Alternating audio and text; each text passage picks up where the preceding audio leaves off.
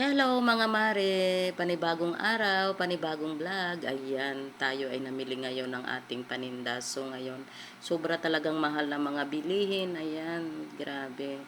Mamumundok na tayo nito, charot lang. Ayan, kasi talaga napakamahal naman sa totoo lang mga mare. Ang mahal talaga ng bilihin ngayon. Yung 1,000 mo parang wala na lang ngayon eh. Kunti na lang ang mabibili mo sa grocery talaga. So, fast forward na nga tayo mga mare. Ano nga ba ang mga nagtaas ang bilihin ngayon? So, number one talaga ang gas. Grabe mga mare, talagang ang taas ng gas ngayon. Mamumundok na talaga tayo nito. Number two, tumaas talaga ngayon din ang bigas. Ayan talaga, sobrang taas ngayon. Yung dating 1,2, ngayon naging 1,410, 1,420. Ayan, depende sa bigas na hasmin. So, ayan talaga napakamahal ngayon ng bigas.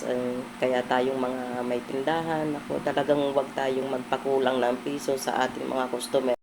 Kasi napaka-importante mga mari talaga yung piso sa ating tindahan.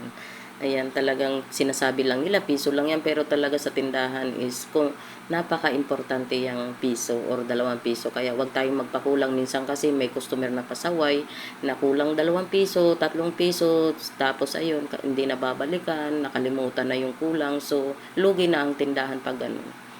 So, ayan mga mare, tuloy lang ako sa aking pag-display. Samahan nyo ko.